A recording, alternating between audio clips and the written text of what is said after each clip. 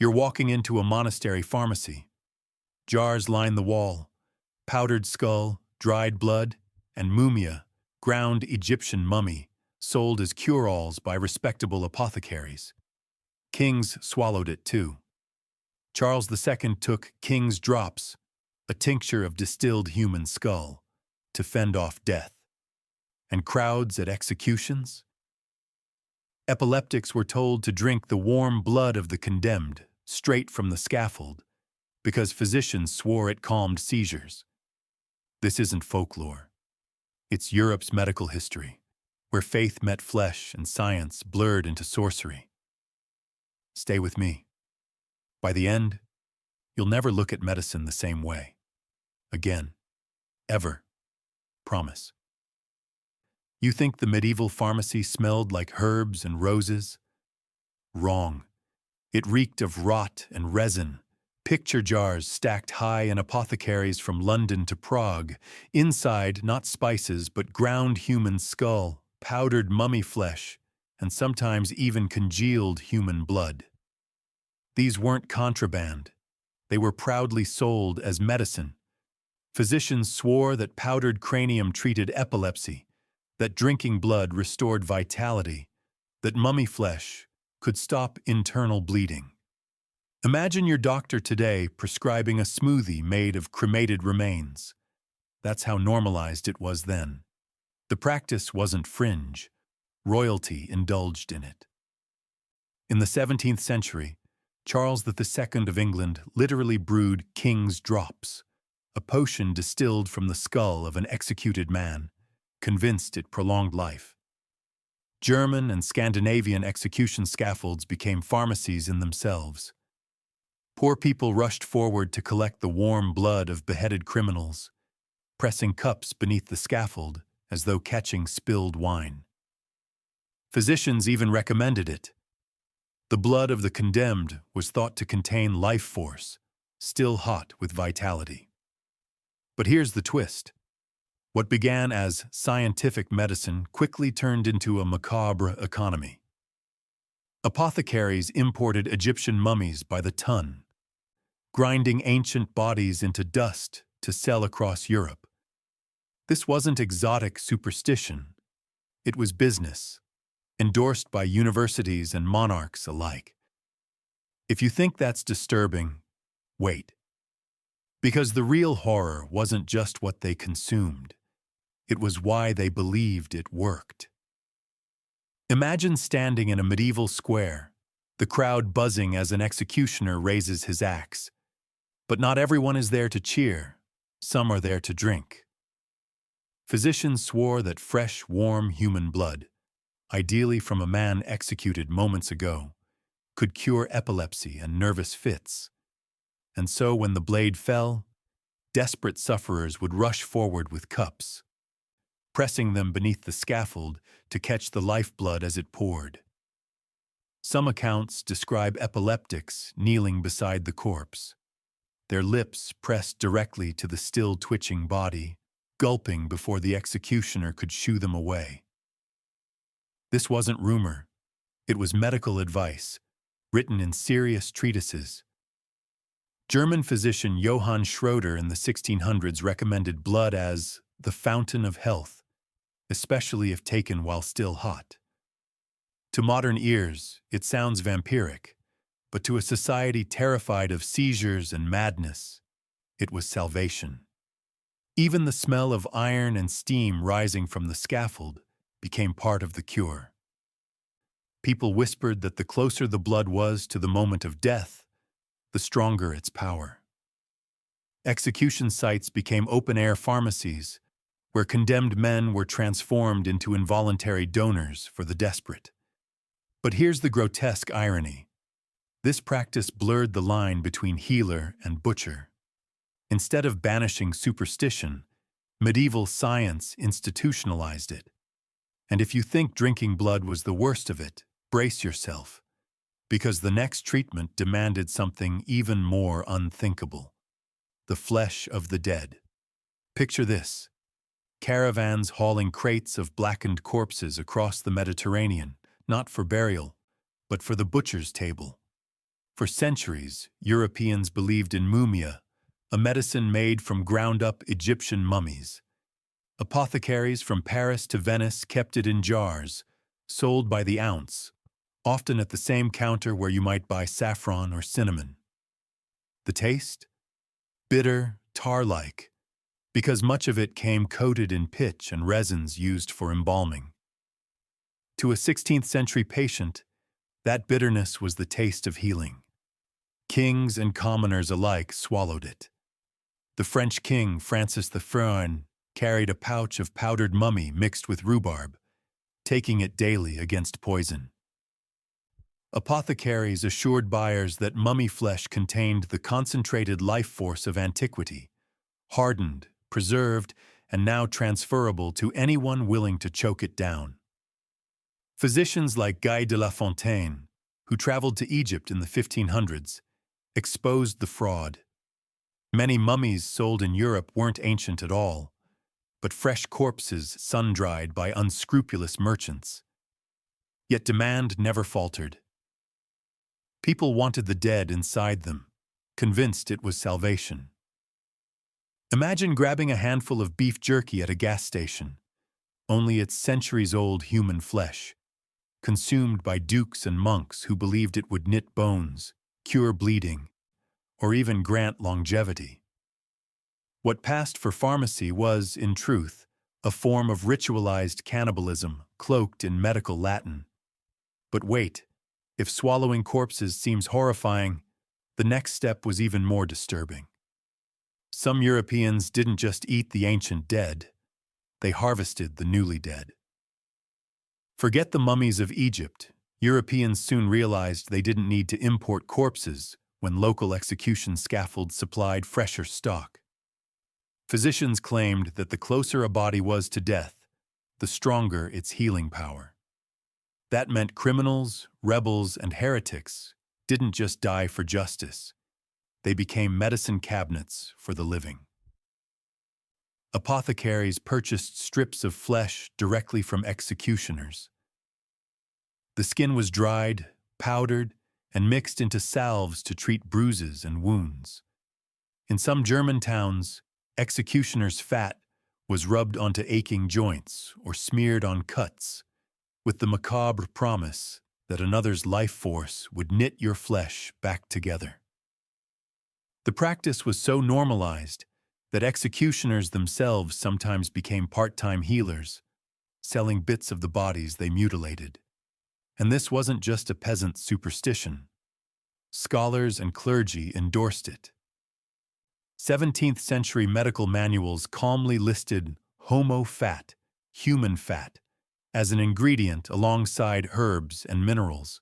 Even monasteries brewed remedies that included skull fragments or marrow. Imagine monks grinding bones while chanting prayers, convinced they were turning the dead into sacraments of health. Here's the grisly irony. People thought they were stealing life from the newly dead, but what they were really swallowing was infection. Many who used these remedies died faster, not from their original ailment, but from ingesting tainted human matter. But if the thought of eating flesh horrifies you, the next practice was even worse, because for the truly desperate, the skull itself became a chalice. You walk into a 17th century pharmacy in Germany. On the shelf, a human skull, hollowed and polished, ready to be ground into powder. Physicians prescribed cranium humanum for ailments like epilepsy, bleeding, and migraines. The skull was seen as a vessel of the soul, so its fragments supposedly carried healing energy. Patients would scrape dust from the bone, stir it into wine, and drink it down like chalky medicine. But some didn't stop at the powder. Skulls themselves were transformed into cups, grotesque chalices from which the sick sipped warm drinks. The belief that drinking from the very seat of thought transferred strength to the weakened mind. In Denmark, nobles were said to toast health from goblets carved out of enemy skulls. It was equal parts trophy, ritual, and medicine. The most prized skulls came from executed men, especially those who died violently. Doctors argued that the sudden death trapped the spirit in the bone, making it potent. Imagine sipping mulled wine laced with ground cranium, convinced you were swallowing the essence of courage and life itself. Here's the twist. The practice blurred into superstition. Some sufferers of epilepsy were told to drink from skulls at the moment church bells tolled, believing the vibrations would amplify the cure. What was science? What was sorcery? In medieval Europe, no one cared, as long as it promised survival. But if skull drinking feels macabre, wait until you hear how human fat itself became the miracle cure of choice. The executioner raises his axe, and when it falls, his work is only half done. Because in much of Europe, he wasn't just an agent of death, he was a supplier for the apothecary. The corpse's fat, still warm, was scraped off and sold. Known as human grease or Armsunderfett, literally fat of the poor sinner, it was one of the most prized remedies in early modern medicine. Imagine rubbing ointment into your aching joints, knowing it was made from the boiled fat of a man hanged at dawn. Physicians recommended it for arthritis, muscle cramps, and even external tumors. In Germany and the Netherlands, executioners openly sold jars of this fat at the marketplace, like pork lard, except it came from human bodies. There's a chilling case from the 1600s. Thieves executed outside Vienna had their corpses boiled, their fat skimmed off and sold as balm. The belief was that violent death packed the fat with vitality, energy ripped from life and ready to heal. Some households even kept it by the bedside, rubbing it on the sick at night as though applying holy oil. But here's the twist. Executioners doubled as healers. They weren't just butchers. They became trusted surgeons of death, consulted for remedies that only their profession could provide. Society loathed them, yet relied on them. It's a grotesque paradox. The same man who killed your neighbor might also sell you the fat to cure your child. But even this wasn't the limit. Because the next stage of corpse medicine involved something even more shocking: drinking straight from the veins of the dead. It's dawn at a scaffold in 17th century Germany. A criminal lies twitching, his head freshly severed, the blood still pumping. Before the body cools, spectators rush forward with cups, bowls, even bare hands.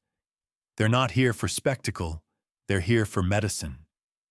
This wasn't just fringe madness. Learned doctors endorsed it. They insisted that blood taken fresh from the body, still steaming in the cold air, could calm epilepsy, invigorate the weak, and ward off melancholy. The closer to death, the stronger the cure. Some epileptics were even urged to press their lips to the corpse's wound, drinking directly as the lifeblood poured. Picture the mingled smells: iron, smoke, sweat, and the reek of fear. Court records describe entire crowds at executions jostling for position, desperate to catch the crimson stream.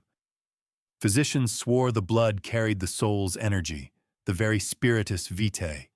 To them, it wasn't cannibalism, it was science.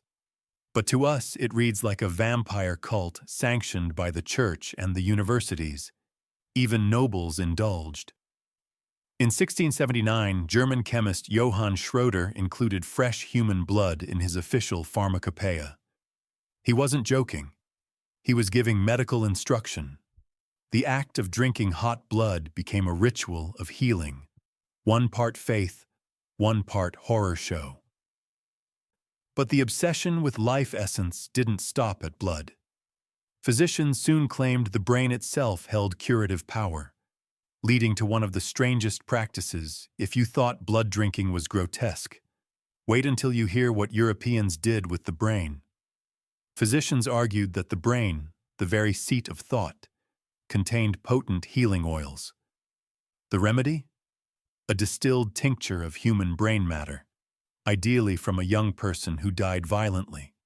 In 17th century apothecaries, jars labeled oleum hominis, oil of man, were sold like ordinary medicine. Recipes instructed chemists to take a fresh skull, cut open the cranium, and distill the brain into a thick, greasy liquid. Doctors prescribed it for seizures, fevers, even madness. Patients would rub it into their temples or swallow drops mixed with brandy. Imagine sipping a cordial flavored with the essence of a stranger's brain, convinced it would calm your own. The most chilling part? This wasn't confined to peasants. Royal physicians recorded the preparation of brain remedies for the elite. In 1650, English physician Thomas Willis, one of the founders of modern neurology, casually described using powdered brain as a treatment. What he saw as clinical science was, in practice, ritual cannibalism dressed in Latin. There were variations, too. Some pharmacists recommended the skull of a man killed by accident rather than disease, since his flesh carried fewer corrupt humors. Others believed the younger the victim, the stronger the cure. Yes, children's brains were considered more potent because they contained uncorrupted vitality. And yet, even this was only part of the macabre menu. Because Europeans weren't just eating and drinking the dead, they were using them in ways that turned religion and medicine into one unholy union. You might assume the church condemned corpse medicine outright. After all, cannibalism was heresy. But here's the twisted truth. Many monasteries and clerics endorsed it, cloaking it in ritual. In some convent pharmacies, powdered skull was stored beside frankincense, labeled as a sacred remedy for epilepsy. Monks brewed concoctions from human bone, muttering prayers as they ground the fragments, believing they were channeling God's healing through death. In Catholic Europe, the Eucharist, the belief that bread and wine became the body and blood of Christ, blurred the line even further. If consuming Christ's flesh was salvation, why not human flesh for healing? Chroniclers recorded priests recommending powdered mummy as a gift from God's creation.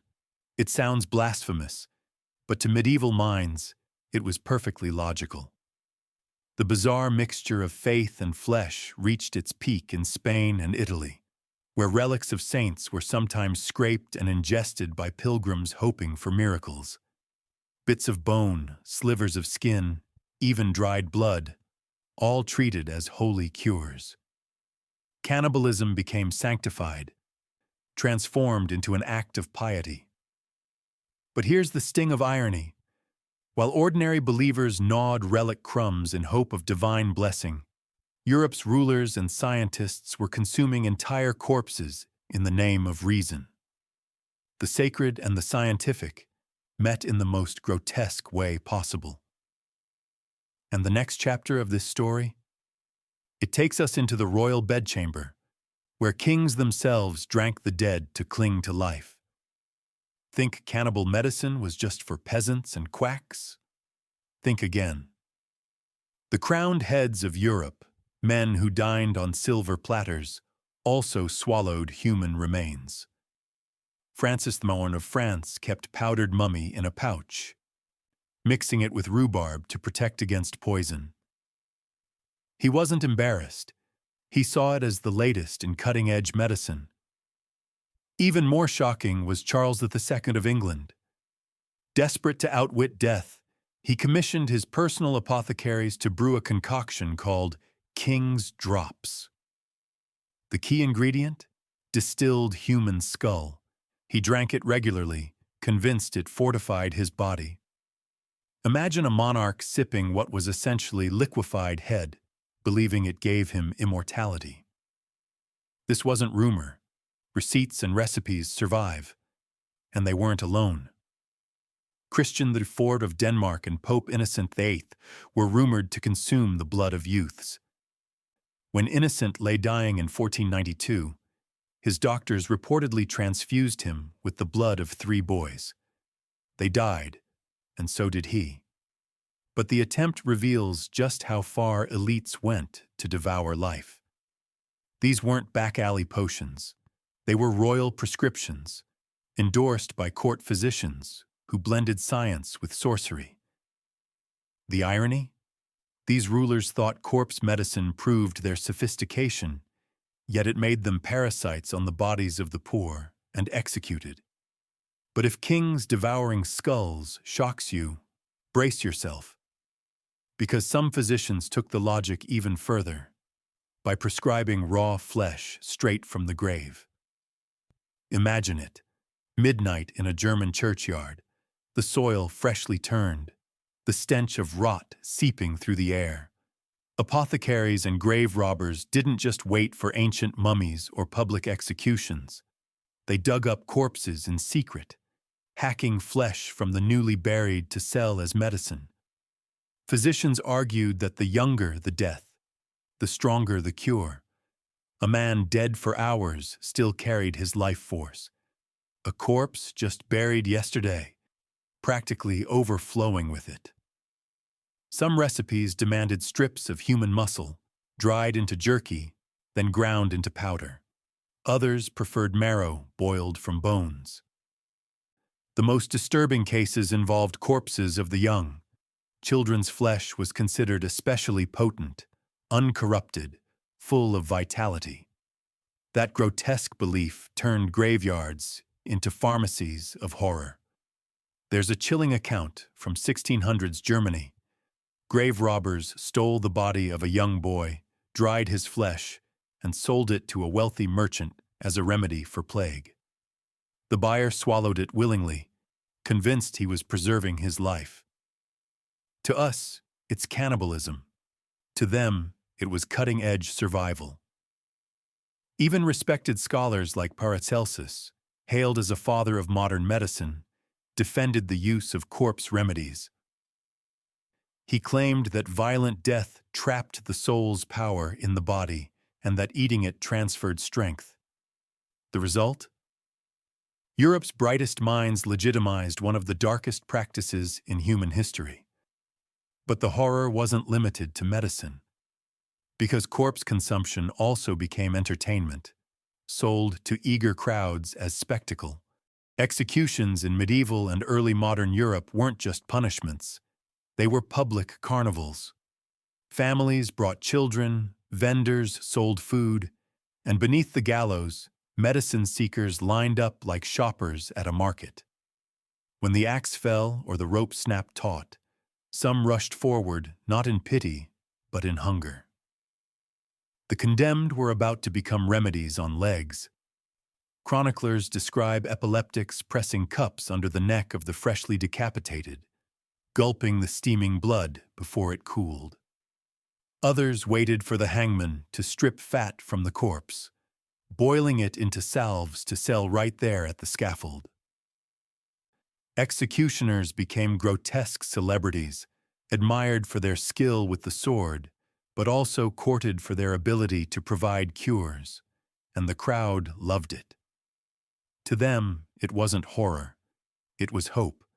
They cheered as though witnessing both justice and healing at once. Vendors sold tiny phials of dried blood, claiming it came from famous criminals, while mothers brought sick children to rub their foreheads against a freshly executed hand, believing the shock of death drove illness out. It's almost impossible to separate the medicine from the spectacle. Death was theater, and consuming the condemned became part of the show. The execution ground was equal parts courtroom, church, carnival, and pharmacy.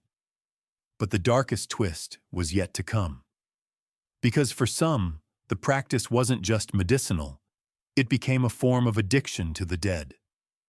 For many, corpse medicine wasn't a one-time cure, it became a dependency.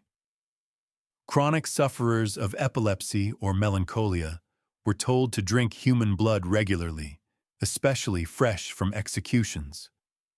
Some traveled from town to town, chasing scaffolds like modern fans chasing rock concerts, desperate to taste the next drop of life. Accounts from 17th century Germany describe epileptics begging hangmen for a sip, or bribing guards to let them closer to the body. In one case, a noblewoman with seizures kept a vial of dried human blood by her bedside, grinding it into her morning wine every single day. It wasn't medicine anymore. It was ritual, obsession, addiction. The irony? The more they consumed, the more they believed they needed. Physicians reinforced it, prescribing larger doses, sometimes combining corpse remedies with leeches or bloodletting. Imagine being told your survival depended on swallowing another person's life essence again and again. It wasn't just grotesque, it was psychological bondage. Even apothecaries noticed the demand. In London and Paris, jars of powdered skull became profitable staples, shipped in bulk and advertised like any other cure. This wasn't black market occultism, it was commercial medicine, normalized to the point where patients could buy it with the same casualness as honey or pepper. But here's the real horror.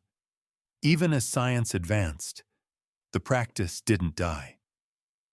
It lingered into the Enlightenment, with scholars and nobles still sipping the dead while praising themselves as modern thinkers. And that sets the stage for our final revelations: how long this nightmare actually lasted and why it refused to die. You'd think corpse medicine would vanish once Europe embraced reason and the Age of Enlightenment. Wrong. In the 1600s and 1700s, the practice reached its peak popularity. Apothecaries in London, Paris, and Amsterdam still sold powdered skull and mummy-like aspirin. Respectable men of science, the very pioneers of modern medicine, wrote recipes with a straight face. Take Sir Thomas Browne, an English physician and philosopher. He openly defended the use of human skull powder for epilepsy, calling it perfectly rational. Even Isaac Newton's contemporaries used these remedies without flinching. To them, corpse medicine wasn't superstition. It was the clever exploitation of nature's resources. The trade in Egyptian mummies boomed. Tons of ancient corpses were ground up and shipped to Europe. But when supply lagged, apothecaries turned to the freshly dead. Criminals, plague victims, even unclaimed bodies from hospitals. By the mid-1600s, the line between graveyard and pharmacy was so blurred that some cities passed laws against body snatching, not because it was immoral, but because it disrupted public order. Here's the irony.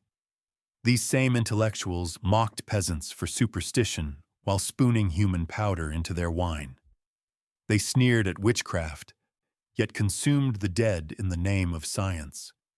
Cannibalism had simply changed its costume, and it didn't end there. The final grotesque twist? Corpse medicine survived into the modern age, well past the Middle Ages, well past the Renaissance. Here's the part that will truly chill you. Corpse medicine didn't die with the Middle Ages. It limped on into the 18th and even 19th centuries, haunting Europe long after the birth of modern science. Apothecaries in Germany still sold powdered skull well into the 1800s. In 1847, yes, the Victorian era, a German physician was still prescribing human blood as a cure for epilepsy. Think about it. While trains were already crossing continents, some doctors were telling patients to sip the dead. And it wasn't just folk healers. King Charles II of England drank his king's drops until his death in 1685. Thomas Willis, founder of neurology, recommended skull powder. Even into the Enlightenment, London pharmacies listed mummy among their official ingredients. Cannibalism was institutionalized, written into pharmacopoeias, and only faded as medicine shifted toward chemistry in the late 1800s. The irony is brutal. At the very moment Europe prided itself on science, reason, and progress, its kings and scholars were devouring corpses like medieval ghouls. What had begun as desperation in monasteries and marketplaces became ritualized hypocrisy, proving that superstition dies hard when wrapped in a white coat. By the time corpse medicine finally vanished, countless bodies, executed, mummified, stolen from graves, had been consumed in the name of healing. It is one of history's darkest reminders that even the most civilized societies can disguise cannibalism as science. But what does all of this tell us about the human condition, and what shadows still cling to us today? That's where we'll end, in the conclusion. From the monastery pharmacy to the royal court, from the execution scaffold to the Enlightenment laboratory, Europe spent centuries feeding on the dead. Powdered skull, boiled fat, steaming blood gulped in the shadow of the axe. It sounds like horror fiction, but it was medicine, endorsed by doctors, priests, and kings. Think back to the beginning. Monks grinding bones beside jars of frankincense. Nobles sipping mummy dust imported from Egypt. Crowds fighting for a drop of blood under the gallows. It wasn't madness to them, it was survival, dressed in Latin words and holy rites. And that's what makes it so terrifying. This wasn't fringe. This was the mainstream. Why? Because the Middle Ages were haunted by disease, plague, epilepsy, madness, with no antibiotics, no vaccines, and barely a grasp of anatomy. People grasped at anything that promised life. And what stronger symbol of life than the body itself? Consume the dead, and maybe you'd steal their energy. Drink blood, and maybe you'd cheat death. It's a logic both gruesome and painfully human. But here's the bitter irony. The practice didn't vanish with progress. The age of reason didn't kill corpse medicine. It polished it. Scholars like Thomas Willis and philosophers like Sir Thomas Browne wrote about skull powder as calmly as they did about astronomy. Charles II guzzled human skull tincture while commissioning palaces. Doctors recorded recipes for brain oil even as telescopes mapped the heavens. Civilization doesn't erase superstition. Sometimes it disguises it. And let's not pretend we're immune. Look around today. People still consume placentas, grind animal horns, and buy miracle powders off wellness websites. We may not sip hot blood at an execution, but the hunger for shortcuts, for life essence in a bottle, never truly went away. It just changed costume. So what's the takeaway? First, that science and superstition aren't cleanly divided. The same Europe that produced cathedrals and symphonies also devoured corpses for health.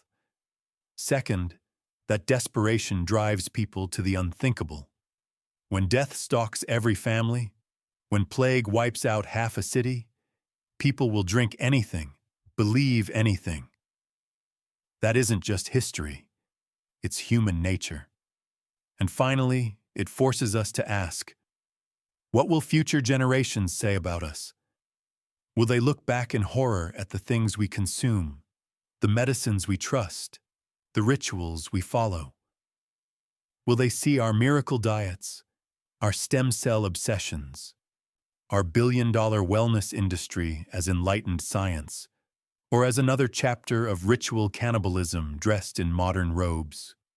From skull goblets to king's drops, from mummies powdered in apothecaries, to fat scraped at the gallows, medieval medicine turned Europe into a quiet cannibal cult.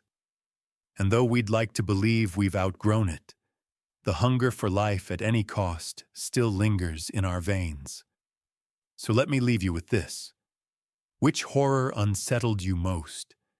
The epileptic sipping fresh blood, The king sipping liquefied skull, or the monk grinding bones in the name of God?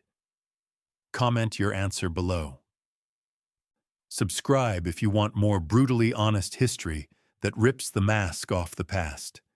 And if you're glad you weren't born in an age when your doctor prescribed human fat for a fever, hit that like button. Because medicine today may be sterile, scientific, and clean, but history remembers when Europe's cure for death was to eat the dead.